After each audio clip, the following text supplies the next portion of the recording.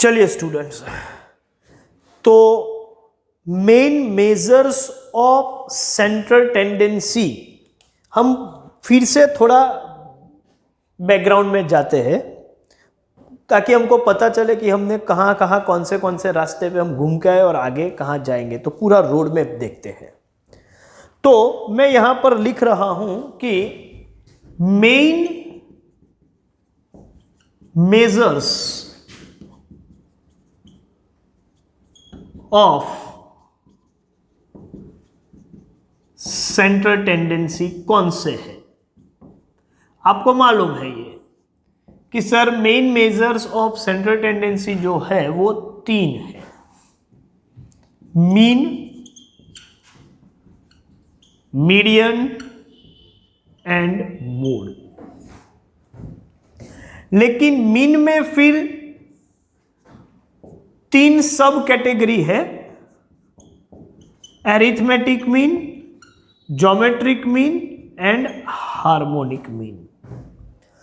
तो अब तक हमने मीन की कैटेगरी में एरिथमेटिक मीन जो है वो पूरा खत्म कर दिया, पूरा पढ़ लिया। फिर ज्योमेट्रिक मीन और हार्मोनिक मीन मतलब बाकी के 2 वेरिएंट को अभी बाजू पे रखते हैं, बाद में हम वहां पर आएंगे। अब हम आगे बढ़ेंगे और यहां पर आ रहे हैं, अभी हम मीडियन पढ़ने वाले हैं। तो हम किस हिसाब से जा रहे हैं वो आपके दिमाग में रहना चाहिए।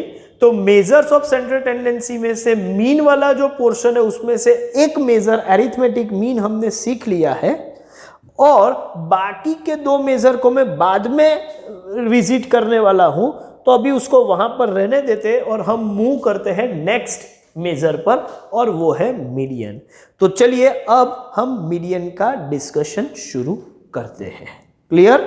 देखते हैं क्या है मीडियन। चलिए अभी मीडियन क्या है। कई सारे स्टूडेंट्स आप में से ऐसे हैं जिनको पता है, और मुझे तो लगता है कि सभी को मीडियन का मतलब तो मालूम है कि मीडियन मतलब ऐसा मेजर और ऐसा वैल्यू जो हर एक ऑब्जर्वेशन में सबसे मिडल पोजीशन पर जो है वो मीडियन है। मतलब इन जनरल आप ऐसा बोलते हैं कि median is the middle most value of observation.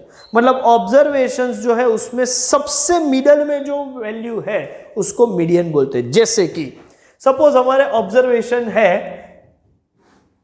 5, 10, 12, 18, 25।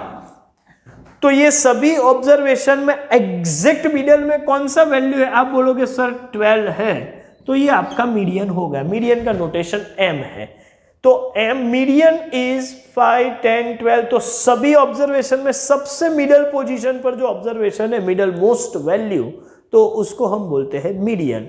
तो मीडियन का मीनिंग तो यहां पर क्लियर हो गया कि sir median is that value of observation which lies exactly at the middle of the distribution। तो देखो मैं यहां पर लिख रहा हूं किसको मीडियन बोलते हैं, वो मैं यहां पर लिख रहा हूं।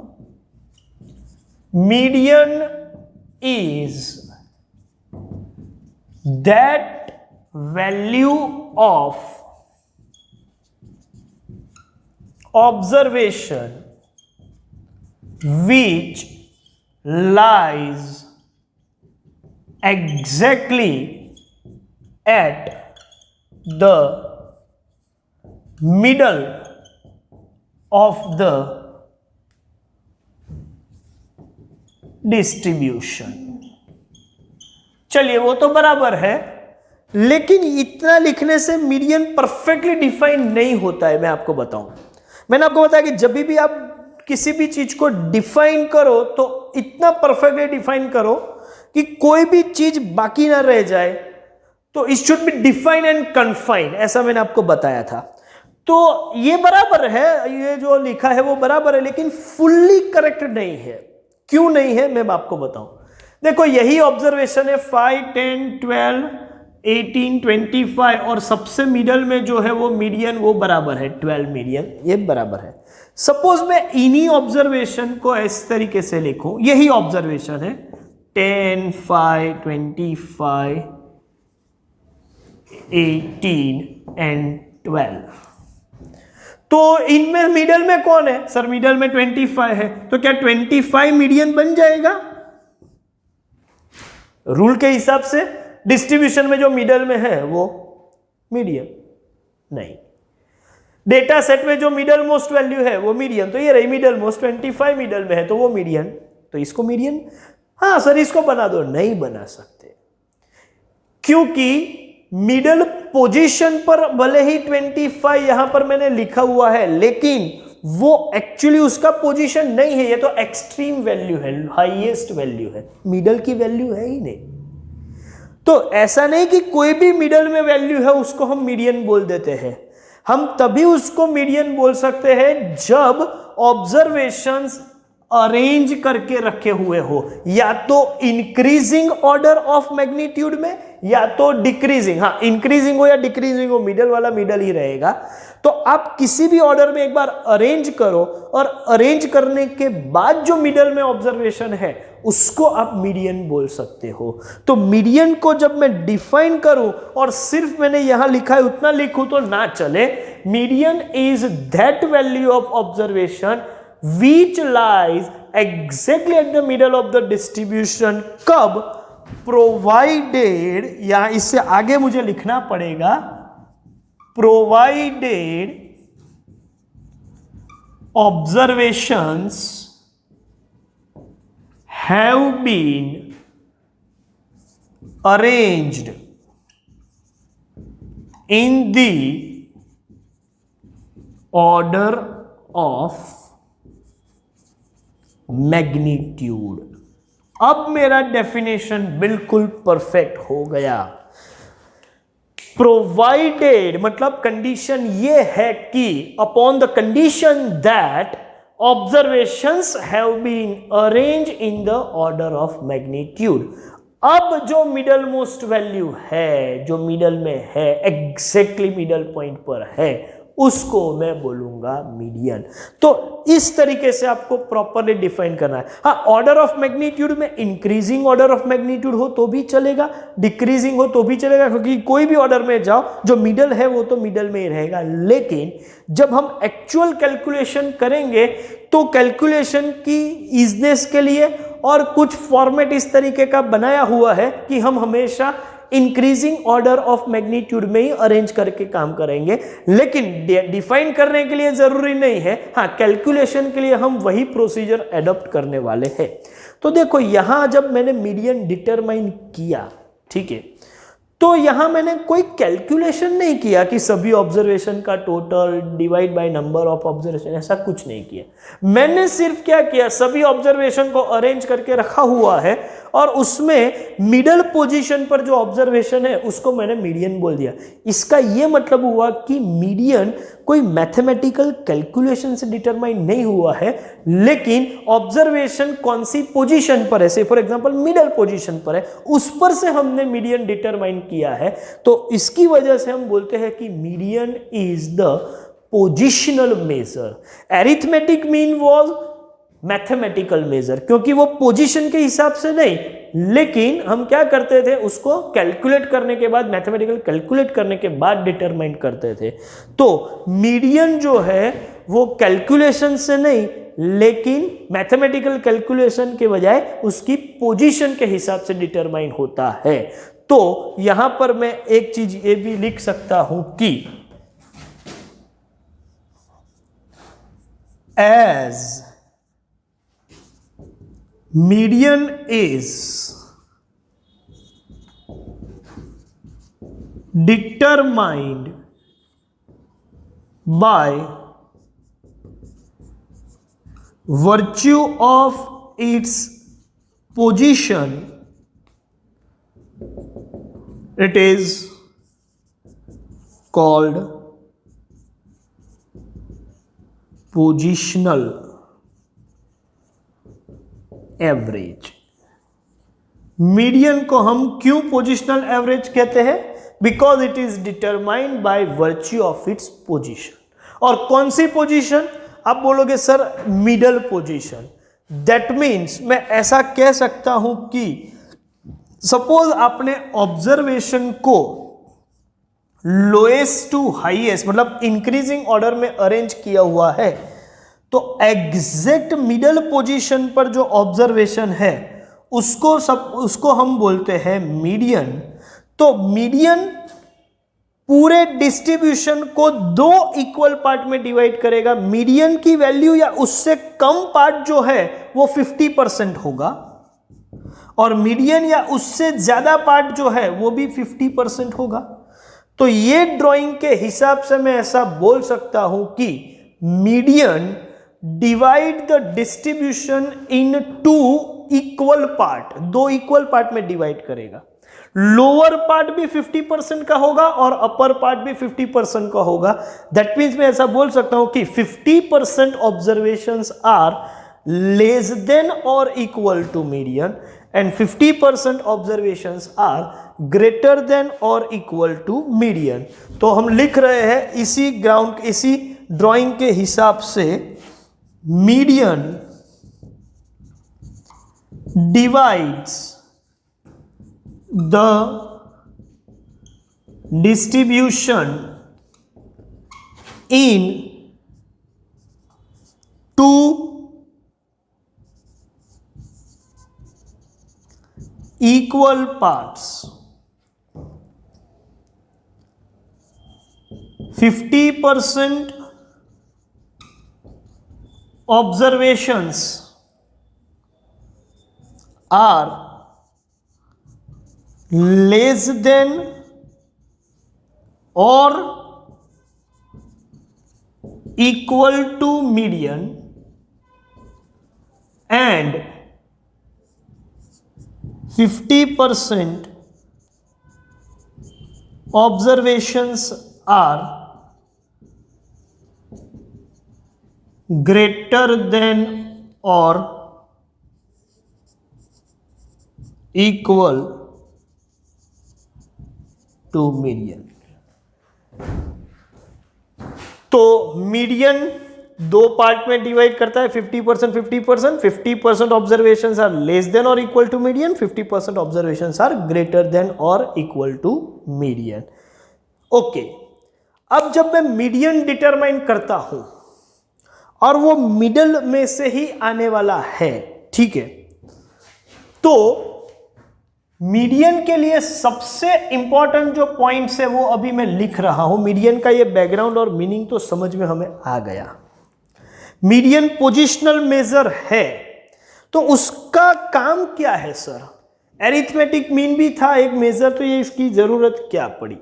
देखो, कभी कभी सिचुएशन ऐसी होती है कि आप क्वालिटेटिव डेटा को मेजर कर रहे हो, तो मीडियन एक ही ऐसा मेजर है पूरे सेंट्रल टेंडेंसी में जो क्वालिटेटिव डेटा के एनालिसिस के लिए, और उसका सेंट्रल टेंडेंसी मेजर निकालना है, तो मीडियन सबसे सुटेबल मेजर है।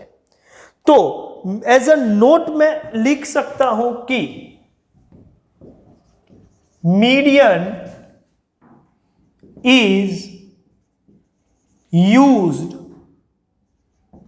When qualitative data are to be analyzed। तो सेंट्रल टेंडेंसी का एक ही ऐसा मेजर है मीडियन जो क्वालिटेटिव डेटा के साथ डील करना हो तो यूजफुल है। दूसरी एक चीज मैं आपको बता दूं, मीडियन एक ऐसा मेजर है जो ओपन एंडेड क्लासेस हो तो भी काम कर सकता है, जैसे कि 0 लेस देन 10, फिर 10 to 20, 20 to 30, 30 to 40 और लास्ट में 40 एंड अबव, ऐसे ओपन एंडेड क्लास रखे हैं। तो मीडियन तो मिडल में से ही लेना है, तो ओपन एंडेड क्लास हो तो भी मीडियन हम निकाल सकते हैं। हाँ, मीन भी निकाल सकते थे? नहीं, ओपन एंडेड क्लास से मीन नहीं निकाल सकते थे जब तक याद रखो हम क्या करते थे, वो ओपन एंडेड क्लास को क्लोज नहीं करते थे एज्यूम करके, ठीक है। तो जहां तक हम क्लास को क्लोज नहीं करते हम मीन वैल्यू नहीं निकाल सकते थे और उसकी वजह से अरिथमेटिक मीन नहीं मिलता था। तो ये याद रखो कि जब भी ओपन एंडेड क्लास हो तो median is the most suitable major.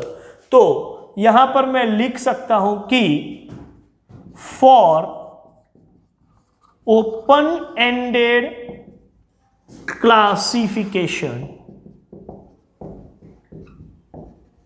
Median is the most suitable measure of central tendency. Qualitative data हो तो भी most suitable measures of central tendency median है, ओपन एंडेड क्लास हो तो भी मोस्ट सुटेबल मेजर जो है वो मीडियन ही है। एक और चीज यहां पर बता दूं, मीडियन ग्राफिकली भी डिटरमाइन हो सकता है, जो मीन नहीं हो सकता था। तो मीडियन कैन बी डिटरमाइन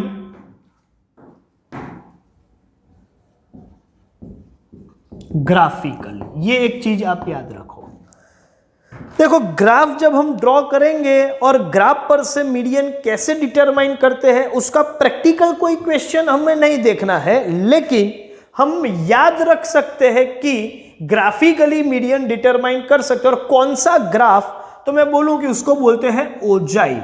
तो आपका जो ग्राफिकल टूल जो है जो मीडियन डिटरमाइन करने में हेल्पफुल है वो है ओजाइव, या आप उसको दूसरा भी नाम है ओजाइव बोलो या फिर क्यूम्युलेटिव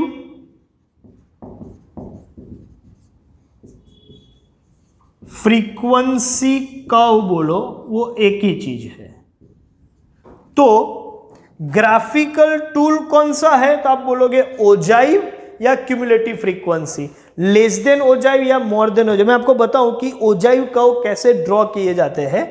आपको क्यूमुलेटिव फ्रीक्वेंसी जो है वो दो टाइप की है, लेस देन और मोर देन। तो वो क्यूमुलेटिव फ्रीक्वेंसी का जब मैं ग्राफ ड्रॉ करूंगा तो इस तरीके का मुझे ग्राफ मिलेगा, less than ogive and more than ogive. और ये दोनों का जो इंटरसेक्शन पॉइंट जो है ना वो हमेशा मीडियन होता है, समझ के चलो। ये एक्स एक्सिस है, ये वाई एक्सिस है, तो ये दोनों ओजाइव है, तो इनका इंटरसेक्शन पॉइंट मीडियन होता है। तो आप ओजाइव कर्व या क्यूमुलेटिव फ्रीक्वेंसी कर्व पर से मीडियन डिटरमाइन कर सकते हैं।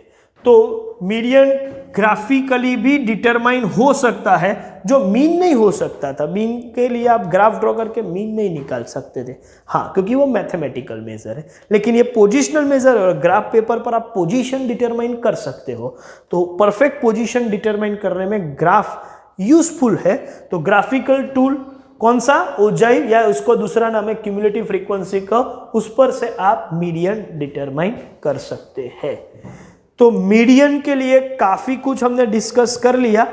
एक मैथमेटिकल प्रॉपर्टी है जो मैं डिस्कस कर सकता हूं, लेकिन उसके साथ साथ मुझे एरिथमेटिक मीन की भी प्रॉपर्टीज डिस्कस करनी होगी।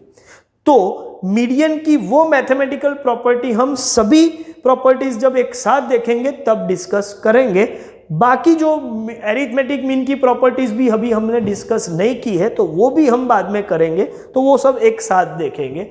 अभी के लिए मीडियन का ये डिस्कशन काफ़ी है। आप अपनी नोटबुक में भी ये पूरा डिस्कशन जो यहाँ पर किया हुआ है और ये जो नोट्स लिखी हुई है वो आप अपनी नोटबुक में भी लिख लीजिएगा। एक काम कीजिए, इसका एक स्क्रीनशॉट भी आप ले सकते हो, ठीक है। तो एक बार इसका स्क्रीनशॉट ले लो। चलिए, चलो, आप लोगों ने स्क्रीनशॉट ले लिया होगा, क्लियर। तो मीडियन का कैलकुलेशन या मीडियन एक्चुअली कैसे निकालेंगे वो जो प्रोसीजर है वो हम नेक्स्ट सेशन में देखेंगे। यहां पर अपना सेशन खत्म करते हैं। Thank you very much.